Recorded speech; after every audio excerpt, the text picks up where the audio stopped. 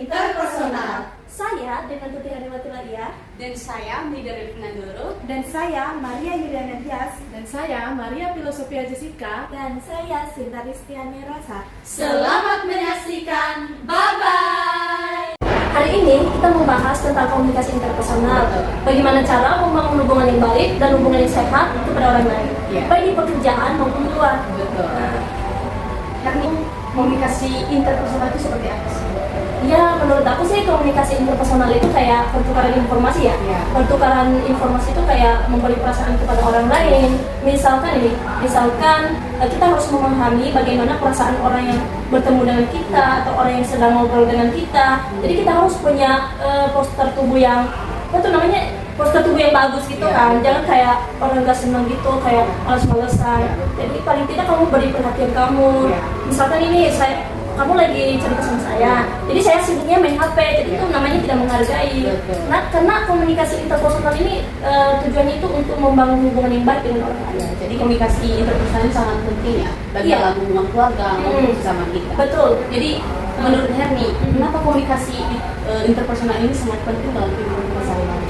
Oh iya, karena komunikasi itu awal dari membangun hubungan baik atau hubungan sehat kepada orang lain. Betul. Nah, kalau misalkan kita tidak membangun hubungan dengan orang lain atau hubungan dengan orang yang bertemu dengan kita siapapun, pokoknya kita itu tetap memiliki mental untuk menghadapi orang yang bertemu dengan kita.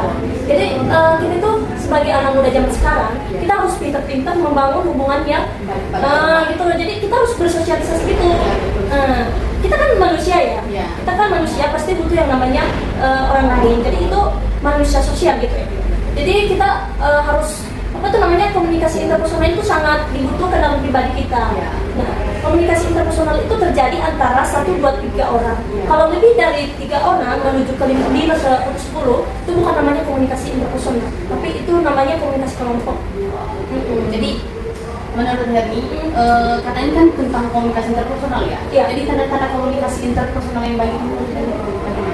Seperti mendengar dengan aktif ya. Terus terbuka tapi tetap sopan. Ada orang itu sangat terbuka banget, heboh. Tapi dia tidak bisa menjaga perasaan orang itu. Misalkan saya orangnya terbuka, terus apa-apa saya bilang, tapi saya nggak tahu bahwa itu menyakiti banget. Itu membuat tersinggung. Terus mendengar aktif. Mendengar aktif itu bukan di saat kita diam, jadi kamu udah merasa mendengar. Tapi kita harus memberikan umpan balik yang baik.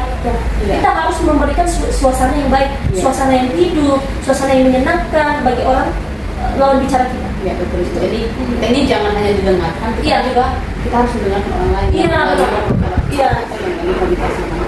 Benar. Kan kita setiap hari sering ngobrol, sering komunikasi. Tapi kenapa kebanyakan orang menganggap komunikasi yang baik itu susah banget dilakukan?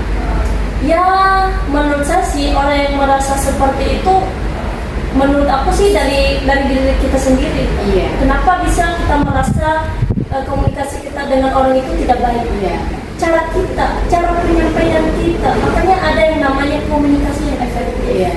Jangan sampai ketika kamu komunikasi sama orang lain itu kamu menyakiti perasaannya. Menurut Herni, gimana caranya supaya kita bisa jadi lebih baik dalam komunikasi interpersonal? Ya, cara kita itu gampang. Nah, jadi cara kita untuk membangun komunikasi yang baik itu kayak kamu harus terbuka untuk belajar mengintrospeksi diri kamu sendiri.